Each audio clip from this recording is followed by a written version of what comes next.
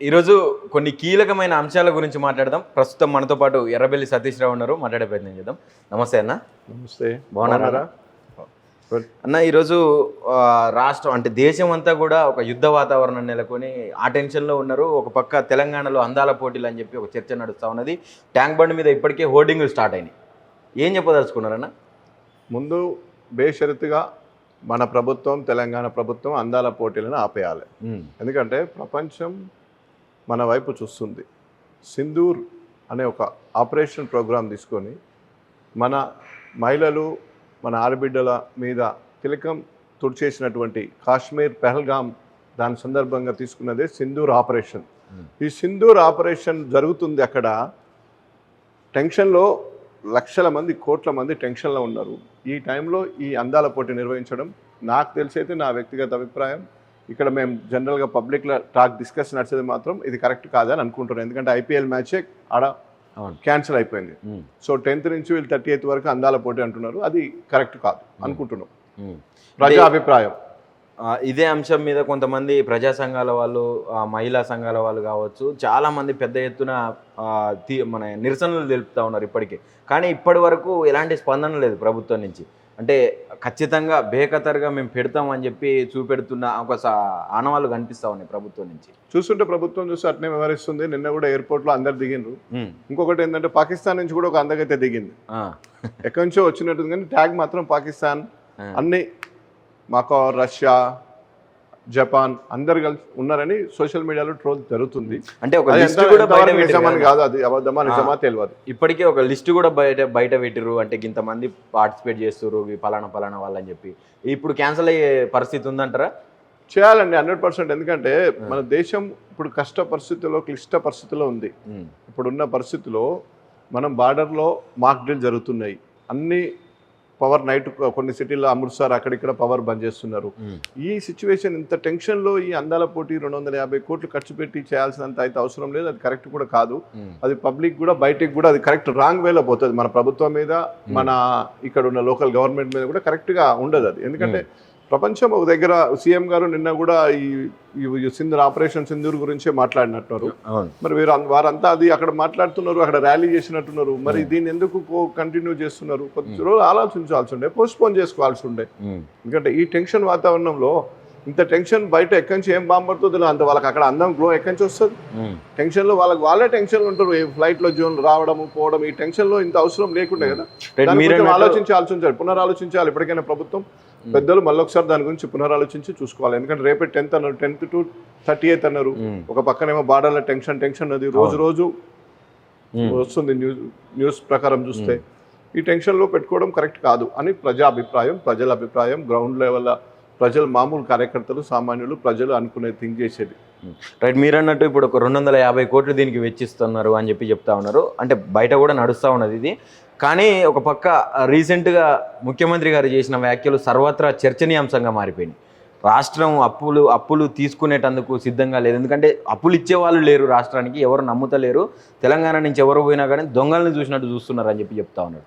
ఒక రాష్ట్రం ముఖ్యమంత్రి అయ్యి ఉండి ఈ చెప్పులు ఎత్తుకపోయేటోళ్ళని చూసినట్టు చూస్తారు, దొంగలను చూసినట్టు చూస్తారు. ఇవన్నీ చేయొచ్చానా ఇలాంటి వ్యాఖ్యలు? అంటే ఆ వ్యాఖ్యలకు ఇప్పుడు చేసే ఈ అందాల పోటీకి అసలు కనెక్టివిటీ సెట్ కావట్లేదు. మనం ఏదైనా ఒక గవర్నమెంట్ ఒక డబ్బు ఖర్చు పెట్టి ఒక ఈవెంట్ చేస్తున్నామంటే దాని తర్వాత మన యువతకు ఇక్కడ ఉన్న కంపెనీలు వస్తాయా, లేకుంటే దానివల్ల ఇప్పుడు ఎప్పుడు నడుస్తుంది, ఫార్మా ఎక్స్పో నడుస్తుంటుంది, లేకపోతే సాఫ్ట్వేర్ సంబంధించిన నడుస్తూ ఉంటాయి. ఇట్లాంటివి డెలిగేట్స్ వస్తూ ఉంటారు, ఈవెంట్ జరుగుతూ ఉంటాయి. దానివల్ల మనకు కొంత సిటీలో ఇక్కడ అడ్వాంటేజ్ ఏముంది, ఇదంతా కొంత స్టడీ జరుగుతుంది. కానీ అందాల పోటీ మీద ఏం స్టడీ జరుగుతుంది? దీని తర్వాత ఏమి అమ్ముతాము? లాక్మీ అమ్ముతామా, లేకుంటే ఇంకా వేరే ఏమన్నా అందము దీనికి సంబంధించిన ఏమన్నా బిజినెస్ పెరుగుతుందా, ఏం జరుగుతుంది అనేది ఇప్పటివరకైతే ఎవరికైతే అర్థం కావట్లేదు. మాకైతే గ్రౌండ్ లెవెల్లో మేము చాలా మందితో డిస్కస్ చేస్తున్నాం, ఎవరికి ఏం అర్థం కావట్లేదు. అసలు అన్నిటికంటే ముఖ్యంగా ఇప్పుడు మనం ఉన్నాం భారతదేశం, మనం యుద్ధం నడుస్తుంది అక్కడ.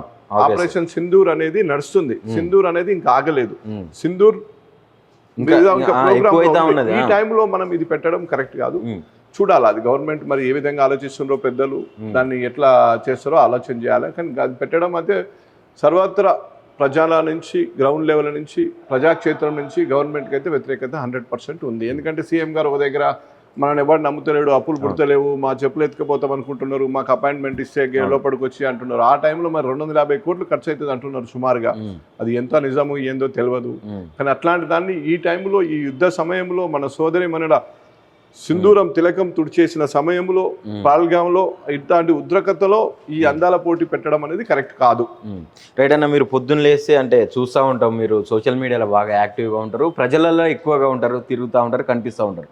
ప్రజలు ఏమనుకుంటున్నారు అసలు? అంటే నిజంగా రేవంత్ రెడ్డి గారు చేసేది కరెక్టే అనుకుంటున్నారా? అంటే ఈ బడ్జెట్ విషయం ఏదైతే ఉందో ఆ ఉద్యోగ సంఘాలకు సంబంధించిన వాళ్ళని మీ జీతభత్యాల కోసం, మీ బోనస్ల కోసం ప్రజలకు ఇచ్చే హామీలను ఆపమని చెప్తారా అని చెప్పి వాళ్ళకు ఒక క్వశ్చన్ రేజ్ చేస్తూ ఉన్నాడు. అంటే ఇక్కడ ప్రజలకు అటు ఉద్యోగ సంఘాల వాళ్ళకు లింకు పెట్టి అన్నదమ్ములను కొట్టుకునే ఏర్పాట్లు చేస్తున్నారని చెప్పి బయట పెద్ద ఎత్తున వాదనలు వినిపిస్తూ ఉన్నాయి, విమర్శలు వస్తున్నాయి. విషయం ఏంటంటే గ్రౌండ్ లెవెల్లో ప్రజలకి ఏం అర్థం కావట్లేదు. గ్రౌండ్ లెవెల్లో ప్రజలకు ఒక్క పాయింట్ కూడా ఇప్పుడు వాళ్ళకి అర్థం కావట్లేదు. బేసిక్గా అసలు ఇందిరమ్మ ఇండ్లు అన్నారు, ఏమైనాయి? రేషన్ కార్డులు అన్నారు, ఏమైనాయి? సన్న బియ్యం అన్నారు, క్వాలిటీ ఎక్కడ రావట్లేదు, ఏమైంది? గ్యాస్ సిలిండర్ అన్నారు, రావట్లేదు. 500 200 కరెంట్ యూనిట్ ఫ్రీ అన్నారు, 1వ తారీఖు తీయాల్సిన రీడింగ్ 10వ తారీఖు తీస్తున్నారు, మళ్ళీ 200 కూడా బిల్లు వస్తుంది. అసలు ఏం జరుగుతుంది? ఏమయ్యే టైంలో అయోమయంలో సీఎం గారు కూడా ఎవరు నమ్ముతాడు, మాకు అప్పులు పుడుతులు, చెప్పులు ఎత్తుకపోతామంటారు. ఈ చెప్పుల దొంగ ఏంది, కథ ఏంది, మాకు ఏం అర్థం కాక ప్రజలు అయోమయంలో ఉన్నారు. మీ స్టేట్మెంట్ ఏమో చెప్పులు ఎత్తుకుపోతాడు, మాకు అప్పు పుడుతులే అంటారు. మరి అందాల పోటీకి ఏమో 250 పెడతారు. అందాల పోటీ ఎవరైనా స్పాన్సర్ చేస్తున్నారా? మరి గవర్నమెంట్ బడ్జెట్ అసలు అవసరమా? ఇప్పుడు సరే ఎంతైనా పెట్టని అన్న, అందాల పోటీలు తెలంగాణ రాష్ట్రంలో ఇప్పుడు అవసరం. ఎందుకంటే ఇదే తరహాలో గత ప్రభుత్వం ఏదైతే ఈ కార్ రేస్ నిర్వహించిందో దాని మీద పెద్ద ఎత్తున విమర్శలు చేసిర్రు ఇదే సీఎం గారు. నానా రకాలుగా పైసలు తిన్నారు అని చెప్పి తప్పుడు ప్రచారాలు చేసుకుంటూ మొత్తం ఇరికిచ్చే ప్రయత్నం చేసిర్రు అని చెప్పి బీఆర్ఎస్ వాళ్ళు కూడా పెద్ద ఎత్తున తిప్పికొట్టే ప్రయత్నం చేసిర్రు, కేటీఆర్ని ఇరికిస్తా ఉన్నాడని చెప్పి. మరి అది తప్పైనప్పుడు ఇది ఇవన్నీ ఫ్రంట్ ఆఫ్ ముందు ఉన్నది ముసుర్ల పండుగ. రేపు ఎట్లా మేము వచ్చినాక ప్రతి దాని మీద ఎంక్వైరీ పెడతాం. అక్కడ 45,000 రూపాయలు 45 కోట్లు కడితే అయిపోయేదాన్ని ఆపేసి దానికి ఒక స్పాన్సర్ వచ్చేది, అది జరిగేది అక్కడ ఆపేసిండ్రు. ఇక్కడేమో ఈ 250 కోట్లు పెట్టి దీంతో అన్నారు. ఎవరినైనా ఎక్కడికన్నా పోయి ప్రపంచంలో డెలిగేట్స్ ఎక్కడైనా బయట వాళ్ళను మాట్లాడి, మేధావి వర్గంలో మాట్లాడి రెండింటిని ముందు మీరు పెట్టండి ఒక దగ్గర.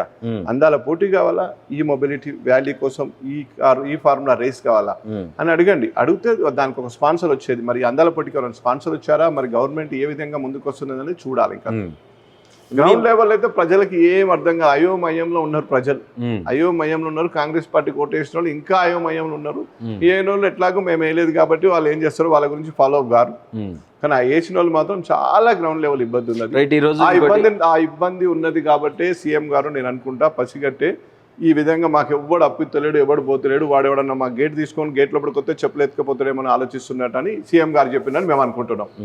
ఏటన్నా ఈరోజు పేపర్లో ఒక వార్త చూసినాం, ఇది గువ్వల బాలరాజుకు సంబంధించిన కాన్స్టిట్యున్సీ ఏదైతే ఉందో, మాజీ ఎమ్మెల్యే ఇప్పుడు ప్రజెంట్ అయినా, ఆ సంబంధించిన కాన్స్టిట్యున్సీలో ఇండ్లకు ప్రొసీడింగ్ ఇచ్చి, ఇందిరమ్మ ఇండ్లకు ప్రొసీడింగ్ ఇచ్చి ఆ తర్వాత లిస్టులో పేరు రాలేదు.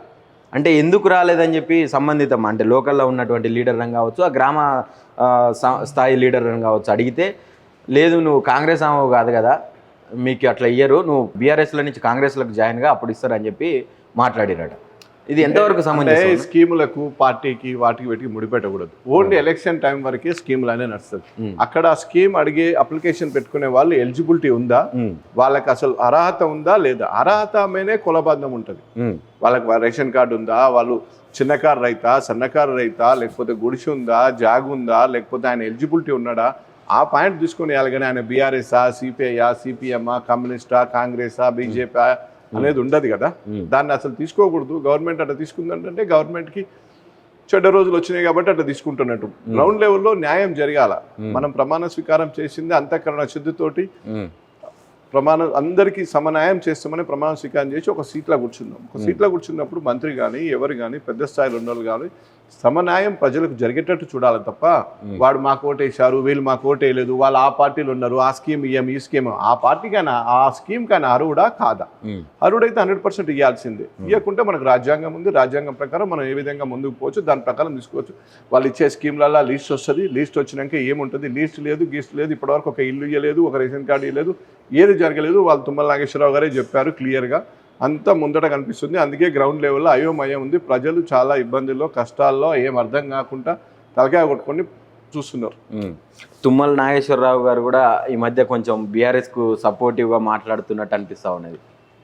తుమ్మల నాగేశ్వరరావు బీఆర్ఎస్ సపోర్ట్ కాదండి, లేకపోతే ఇంకొక నాయకుడు బీఆర్ఎస్కి సపోర్ట్ కాదు. ప్రజల అభిప్రాయానికి తగ్గట్టే వాళ్ళు మోల్డ్ అవుతున్నారు. అంటే కాంగ్రెస్లో కూడా ఒక చర్చ నడుస్తుంది కదా, ఎందుకు బీఆర్ఎస్ లైన్ ఎందుకు అంటే ప్రజలు ప్రజాక్షేత్రంలో రేపు ఇంకా తిరగబడే పరిస్థితి ఉంది. ఇంకా ఓపికతోటి పేషెన్స్ తోటి చూస్తున్నారు కాబట్టి అప్పుడప్పుడు వాళ్ళే కొద్దిగా లీకులు ఇస్తాను.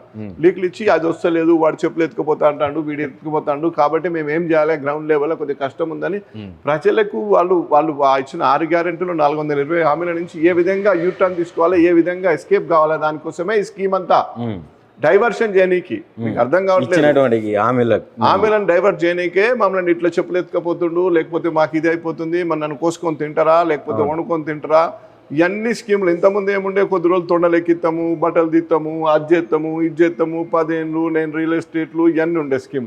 తర్వాత ఇప్పుడు ఏమొచ్చి వాడు గేట్ దిత్తే చెప్పులు ఎత్తుకుపోతారు, వాడు గేట్ దిత్తలేడు ఉంటే ఎత్తుకపోతే ఒకటి చెప్పులు 1,50,000 చెప్పులు కూడా ఉంటాయి. మరి పెద్ద దగ్గర అక్కడ పోతే ఉంటే 1,50,000 వాడి చెప్పులు వాడి సేఫ్టీ చూసుకుంటాడు కదా. మీరేమనుకుంటున్నారంటే ఇప్పుడు ఆర్థిక పరిస్థితి ఎట్లా ఉన్నది రాష్ట్రం? ఇప్పుడు ముఖ్యమంత్రి గారు చెప్పిన దానికి మీరు యాక్సెప్ట్ చేస్తారా? ఆర్థిక పరిస్థితి అనేది 100% ఏ కంపెనీకైనా, ఏ CEO అయినా, లేకపోతే మీరు ఇంట్లోనైనా మీరు చేసుకునే దాన్ని బట్టి ఆర్థిక పరిస్థితి ఉంటుంది. నువ్వు ఎక్కువ కష్టపడి ఎక్కువ అవేర్నెస్ తీసుకొచ్చి నీ ముందు కుటుంబ సభ్యులందరినీ అరే అవసరం లేకుండా అక్కడ ఫ్యాన్ బంద్ చేయాలి, అవసరం లేకుండా ఇక్కడ లైట్ బంద్ చేయాలి అనేది ఒక కాన్సెప్ట్ ఉండి గవర్నమెంట్ అవేర్నెస్ తీసుకొచ్చి ఒక హైడ్రాన్ పెట్టేసి అవసరం ఎవరు కొనకుండా చేసి అక్కడ రిజిస్ట్రేషన్ ఇన్కమ్ పడిపోయింది. మనకి అర్థమైనా, రిజిస్ట్రేషన్ ఇన్కమ్ పడిపోయింది. బస్సులు కూడా ఆర్టీసీ వాళ్ళకు కూడా ఫ్రీ బస్ అని పెట్టిండ్రు. ఫ్రీ బస్సుల వల్ల ఏమైంది, ఆడ వాళ్ళకు ఎంప్లాయీస్కి సరిగ్గా లేక వాళ్ళు సమ్మెసారని అన్నారు, మళ్ళీ ఏదో కొద్ది రోజులు బ్రేక్ వేసినట్టున్నారు. ఇట్లాంటివన్నీ ఒక పద్ధతి ప్రకారం పోవట్లేదు. ఎప్పుడు పద్ధతి ప్రకారం పోతుందంటే మనం మెయిన్ సీట్ల పెద్ద మనిషి కూర్చునే వాళ్ళు కరెక్ట్గా ఉండి ఒక స్టాండర్డ్గా డెసిషన్స్ తీసుకొని ఒక హైడ్రాన్ పెట్టారు. హైడ్రాన్ పెట్టినప్పుడు దాన్ని అందరు భయభ్రాంతులకు గురి చేయకుండా ఎక్కడైతే ఉందో దానికి సమన్వయం జరుగుతుందని చెప్పాలి. హైడ్రాన్ పెడితే కొన్ని ఇండ్లు గులగొడితే వాళ్ళు 30 ఏళ్ళ నుంచి 20 ఏళ్ళ నుంచి మేము ఇక్కడ రేషన్ కార్డు ఉంది, నల్లా బిల్లు ఉంది, రిజిస్ట్రేషన్ చేసుకున్నాను, 30 ఏళ్ళ నుంచి 40 ఏళ్ళ నుంచి మా పార్టీ ఉందా, కేసీఆర్ గారు ఉన్నారా, అంత మీరు చేసిన పాపమే కదా, మీ పాపం మీరే దూసుకుంటూ మాకంటే ఎట్లా. కేసీఆర్ గారు వచ్చాక అన్ని చెరువులకు ఫెన్సింగ్ చేయడం జరిగింది సిటీలో ఉన్న కాడికి. ఎక్కడైతే వాళ్ళ టైంలో కొంత ఎంకరేజ్మెంట్ అయిందో దాని గురించి ఆలోచిద్దామని, డిస్టర్బ్ చేయొద్దని. సిటీ డిస్టర్బ్ చేస్తే రెవెన్యూ పడిపోతుంది.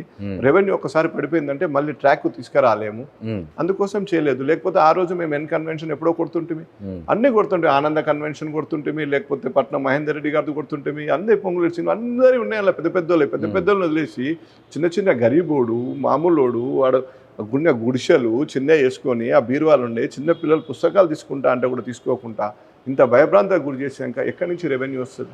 రెవెన్యూ ఆగిపోయినాక ఏం చేస్తాం? మన రెవెన్యూ బాగుండి మనం బాగుంటేనే వాడు అప్పులు ఇస్తాడు, లోన్లు ఇస్తాడు. లేకపోతే వాడి చెప్పుల కోసం మన గేట్ తీయడు. వాడి చెప్పుల కోసం వాడి సేఫ్టీ, వాడి చెప్పులు ముఖ్యం కదా, వాడి చెప్పుల కోసం గేట్ తీయడు. ఇప్పుడు జరుగుతుంది అదే. అంటే ఈ విజన్ మన రాష్ట్ర ముఖ్యమంత్రి గారికి లేకనే హైడ్రా స్టార్ట్ చేశారంటారా? అంతే కదా, ఈ ముఖ్యమంత్రి గారు తీసుకొచ్చిన మార్పే హైడ్రా కదా. మరి పాత కేసీఆర్ గారు ఉన్నప్పుడు మరి ఇది రాలేదు. రెవెన్యూ బాగా పెరిగింది, 100 కోట్లకి ఎకరం అయింది, భారతదేశంలో నెంబర్ 1గా సేల్స్ జరిగింది. ఇక్కడ అందరూ సుశామలంగా ఉన్నారు, అందరికీ బాగుంది, అన్ని పెన్షన్స్ వచ్చినాయి, అండ్ కేసీఆర్ కిట్ వచ్చింది, న్యూట్రిషన్ కిట్ వచ్చింది, ప్రతి ఊర్లో శ్మశానం కట్టుడు వచ్చింది, ప్రతి ఊర్లో డంపింగ్ యార్డ్ వచ్చింది, ప్రతి ఊర్లో ఉద్యానవనం వచ్చింది, ప్రతి ఊర్లో ఓపెన్ జిమ్ వచ్చింది, చిన్న పల్లెలలో కూడా ఇవన్నీ వచ్చినాయి. అప్పుడు డబ్బు వచ్చింది, పెట్టిండ్రు.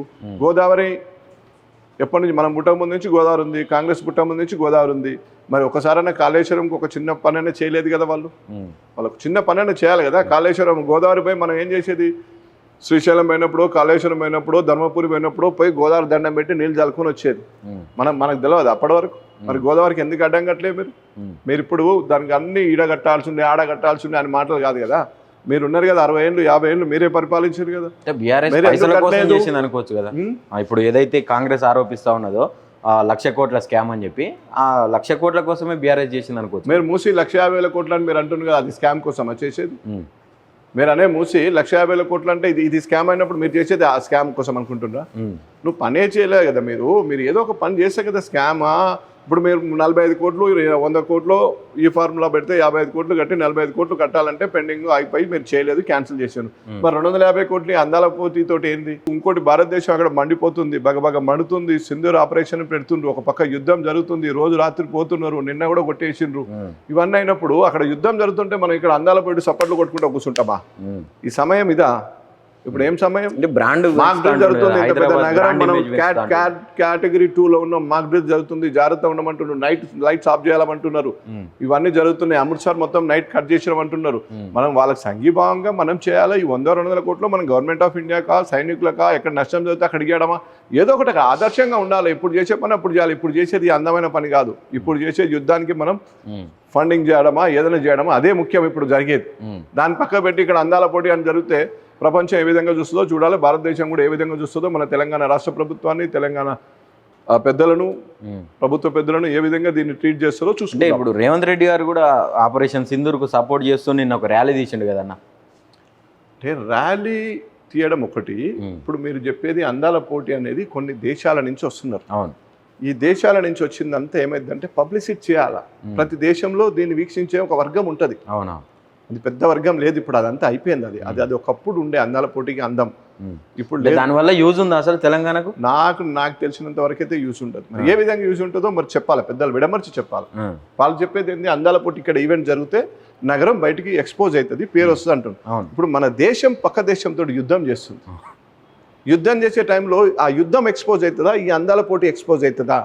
This is not correct time. ఈ టైం కరెక్ట్ కాదు. ఈ టైము అందాల పోటీ పెట్టే సమయం కాదు. మనం హ్యాపీగా, సంతోషంగా, అందంగా ఉన్నప్పుడే అందాల పోటీ. అక్కడ యుద్ధం జరుగుతుందో ఇక్కడ అందం ఎక్కడి నుంచి గ్లో వస్తుంది? ఇక్కడ అందం గ్లో రాదు కదా. ఆలోచించాలి ఇప్పటికైనా ప్రభుత్వ పెద్దలు ఆలోచించి. ఎందుకంటే యుద్ధం జరిగినప్పుడు మీరు ఏ విధంగా దాన్ని సెట్ చేసుకోవచ్చు. యుద్ధం జరుగుతున్నది, ఇప్పుడు మనం ఒక దేశంతో యుద్ధం చేస్తున్నాం. యుద్ధం చేసే టైంలో మీరు ఆలోచన దాన్ని ఆఫ్ చేస్తే నష్టమేం లేదు. రేపు పొద్దున కొన్ని ఎయిర్పోర్ట్లు బంద్ అవుతాయి, కొన్ని ఇదే బంద్ అవుతాయి, కొన్ని అవి బంద్ అవుతాయి. మరి డెఫినెట్గా దాని గురించి ఆలోచన చేసి థింక్ చేయాలి. ఎందుకంటే ప్రపంచం ముందు మనం ఏ విధంగా ఉంటుంది, మన రాష్ట్రం ఎట్లుంటుంది, మన నగరం ఎట్లుంటుంది. హైదరాబాద్లో ఇప్పుడు అందాల పోటీ, ఒక పక్క మనం అక్కడ యుద్ధం చేస్తున్నాం. యుద్ధానికి మీరు ర్యాలీ చేసి 2 నిమిషాలు, 1 గంట, 1 పూట కాదు కదా. మనం దాన్ని కంటిన్యూ త్వరగా ఉండాలి కదా. యుద్ధం ఆగే వరకు మనం ప్రతి గంట, ప్రతి నిమిషం, ప్రతి సెకండ్ యుద్ధం కోసమే, మన దేశం కోసమే ఆలోచన చేయాలి. అదే ఇప్పుడు మనకు ముందున్న పెద్ద టాస్క్. దేశం కంటే ఇంకేముంటది? పార్టీలు వేరు, పార్టీలు అన్ని సపరేట్ ఎజెండా ఉంటుంది. దేశంకి వచ్చే వరకు మనం సమిష్టిగా ఒకటే కదా. మనం దేశంకి వచ్చే వరకు అన్ని పార్టీలు ఒకటే. అందరం మనం కేంద్ర ప్రభుత్వానికి, కేంద్ర ప్రభుత్వ పెద్దలకు, సైనికులకు మనం సాంఘీభావంగా వాళ్ళకి ఏది కావాలంటే అది మనం చేసేందుకు ముందు రెడీ ఉండాలి. థ్యాంక్ యూ అన్న. Thank you. ఇది ఏదైతే ఇప్పుడు మన రాష్ట్ర సీఎం గారు ముందర పెట్టుకున్నటువంటి మిస్ వరల్డ్ కాంపిటీషన్ ఏదైతే ఉందో, ఇది ఫస్ట్ మన దేశానికి యుద్ధాలు జరుగుతూ ఉన్నాయి. అక్కడ ఆపరేషన్ సింధూర్తో పాటు సింధూర్ 2.0 అని చెప్పి ఇంకా చాలా కార్యక్రమాలు వాళ్ళు పెట్టుకుంటా ఉన్నారు. ఇట్లాంటి టైంలో మిస్ వరల్డ్ అని చెప్పి అందాల పోటీలు పెట్టడం ఇది ఎంతవరకు సమంజసం అని చెప్పి సతీష్ రావు చెప్తా ఉన్నారు. కెమెరా పర్సన్ రాఘవేంద్రతో నవీన్, ఆద్య టీవీ, హైదరాబాద్.